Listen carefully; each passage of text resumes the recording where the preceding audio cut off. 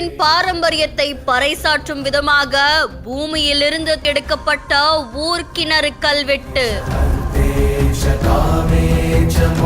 20ஆம் நூற்றாண்டை சேர்ந்த இந்த கல்வெட்டின் தொடக்கத்திலேயே பொறிக்கப்பட்டிருந்த சூலம், பிள்ளையார் சுழியுடன் எழுதப்பட்டிருந்த வரிகளால் ஆச்சரியமடைந்த அதிகாரிகள்.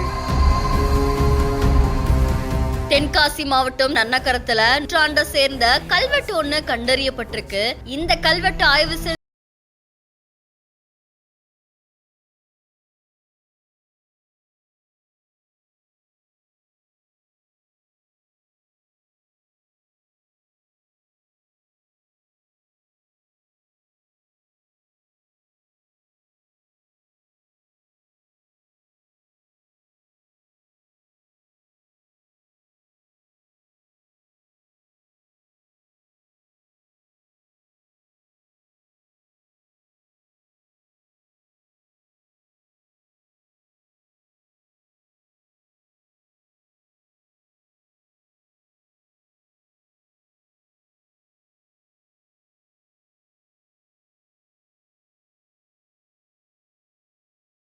இந்த கல்வெட்டுல குடும்பம் அப்படின்ற சொல்லாடல் பயன்படுத்தப்பட்டிருக்கு. தமிழர்களுடைய நீண்ட நெடிய வரலாறுடைய தொடர்ச்சி தான் இந்த சொல்லாக்கமா. இந்த கல்வெட்டுல போதிகை அப்படின்ற சிற்ப முறை தான் அமைக்கப்பட்டிருக்காமா.